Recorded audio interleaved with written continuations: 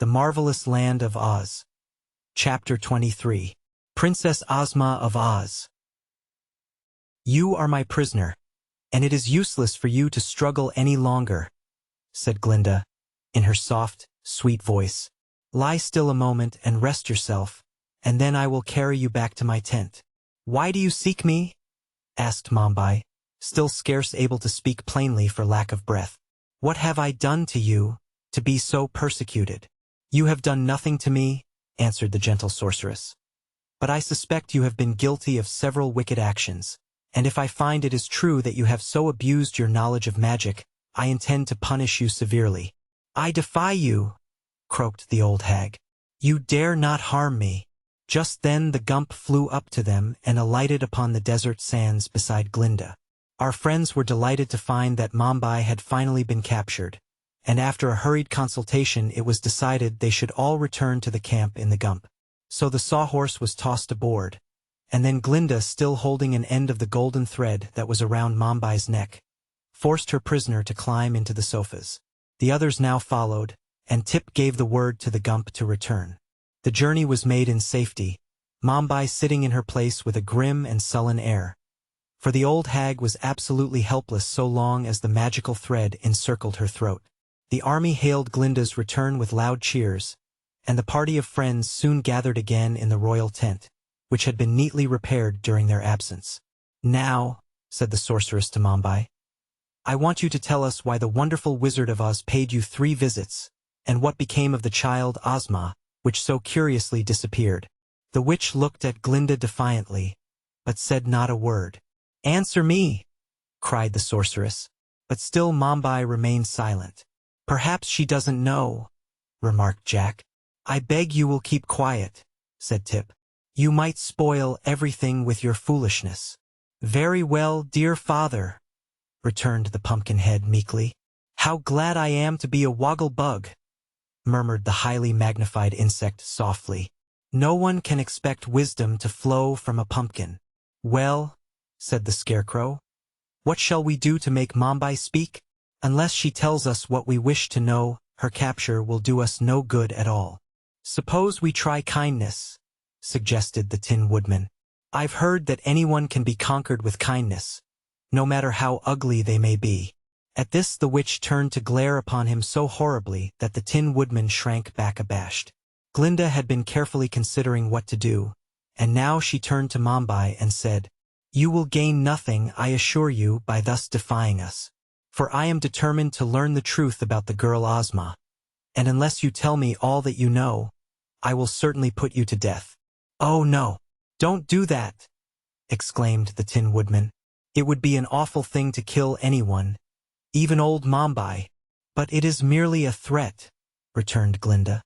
"I shall not put Mombi to death, because she will prefer to tell me the truth." "Oh, I see," said the Tin Man, much relieved. "Suppose I tell you all that you wish to know," said Mombi, speaking so suddenly that she startled them all. "What will you do with me then?" "In that case," replied Glinda, "I shall merely ask you to drink a powerful draught which will cause you to forget all the magic you have ever learned. Then I would become a helpless old woman." "But you would be alive," suggested the Pumpkinhead, consolingly. "Do try to keep silent," said Tip nervously. "I'll try," responded Jack. "But you will admit that it's a good thing to be alive, especially if one happens to be thoroughly educated," added the Wogglebug, nodding approval. "You may make your choice," Glinda said to old Mombi, "between death if you remain silent, and the loss of your magical powers if you tell me the truth. But I think you will prefer to live." Mombi cast an uneasy glance at the sorceress, and saw that she was in earnest, and not to be trifled with.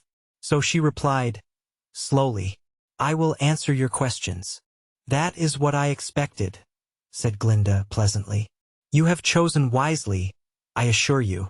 She then motioned to one of her captains, who brought her a beautiful golden casket. From this the sorceress drew an immense white pearl, attached to a slender chain which she placed around her neck in such a way that the pearl rested upon her bosom, directly over her heart. "Now," said she, "I will ask my first question. Why did the wizard pay you 3 visits?" "Because I would not come to him," answered Mombi. "That is no answer," said Glinda sternly. "Tell me the truth." "Well," returned Mombi with downcast eyes, "he visited me to learn the way I make tea biscuits." "Look up," commanded the sorceress. Mombi obeyed. "What is the color of my pearl?" demanded Glinda. "Why, it is black," replied the old witch in a tone of wonder. "Then you have told me a falsehood," cried Glinda angrily. "Only when the truth is spoken will my magic pearl remain a pure white in color." Mombi now saw how useless it was to try to deceive the sorceress. So she said, meanwhile scowling at her defeat, "The wizard brought to me the girl Ozma, who was then no more than a baby, and begged me to conceal the child." "That is what I thought," declared Glinda calmly. "What did he give you for thus serving him?" "He taught me all the magical tricks he knew. Some were good tricks, and some were only frauds, but I have remained faithful to my promise." "What did you do with the girl?" asked Glinda, and at this question everyone bent forward and listened eagerly for the reply. "I enchanted her," answered Mombi. "In what way?" "I transformed her into what?" demanded Glinda, as the witch hesitated. "Into a boy," said Mombi in a low tone. "A boy," echoed every voice. And then, because they knew that this old woman had reared Tip from childhood, all eyes were turned to where the boy stood. "Yes," said the old witch, nodding her head. "That is the Princess Ozma, the child brought to me by the wizard who stole her father's throne. That is the rightful ruler of the Emerald City." And she pointed her long bony finger straight at the boy. Cried Tip in amazement. "Why, I'm no Princess Ozma. I'm not a girl." Glinda smiled, and going to Tip she took his small brown hand within her dainty white one. "You are not a girl just now," said she gently, "because Mombi transformed you into a boy, but you were born a girl and also a princess, so you must resume your proper form, that you may become queen of the Emerald City." "Oh, let Ginger be the queen!" exclaimed Tip, ready to cry. "I want to stay a boy and travel with the Scarecrow and the Tin Woodman and the Wogglebug and Jack, yes, and my friend the Sawhorse and the Gump. I don't want to be a girl." "Never mind, old chap," said the Tin Woodman soothingly. "It don't hurt to be a girl, I'm told, and we will all remain your faithful friends just the same. And, to be honest with you, I've always considered girls nicer than boys." "They're just as nice anyway," added the Scarecrow, patting Tip affectionately upon the head. "And they are equally good students," proclaimed the Wogglebug. "I should like to become your tutor, when you are transformed into a girl again." "But, see here," said Jack Pumpkinhead with a gasp. "If you become a girl, you can't be my dear father any more." "No," answered Tip, laughing in spite of his anxiety. "And I shall not be sorry to escape the relationship." Then he added hesitatingly as he turned to Glinda, "I might try it for a while, just to see how it seems, you know. But if I don't like being a girl, you must promise to change me into a boy again." "Really?" said the sorceress. "That is beyond my magic. I never deal in transformations, for they are not honest, and no respectable sorceress likes to make things appear to be what they are not.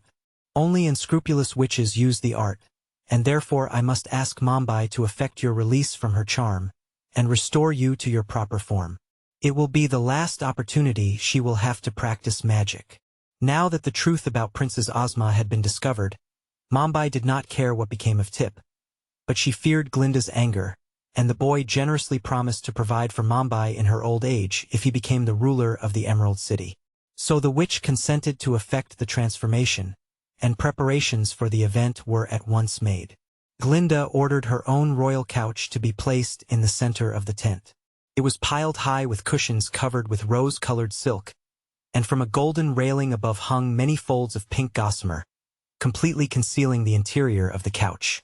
The first act of the witch was to make the boy drink a potion which quickly sent him into a deep and dreamless sleep.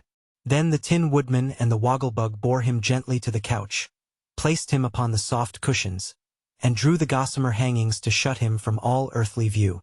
The witch squatted upon the ground and kindled a tiny fire of dried herbs, which she drew from her bosom.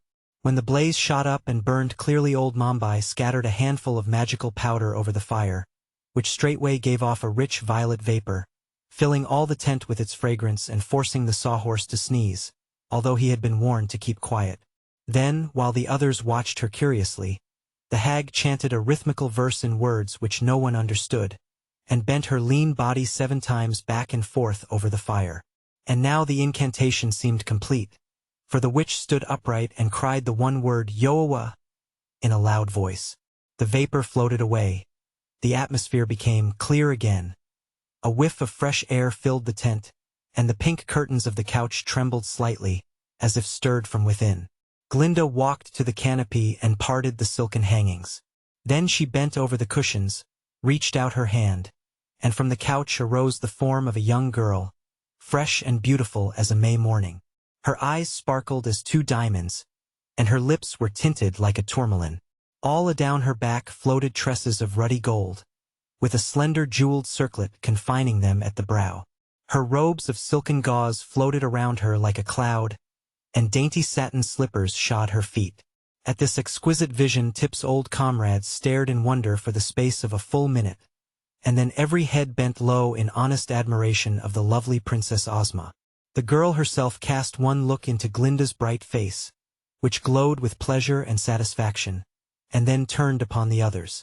Speaking the words with sweet diffidence, she said, "I hope none of you will care less for me than you did before. I'm just the same Tip, you know, only you're different," said the Pumpkinhead, and everyone thought it was the wisest speech he had ever made.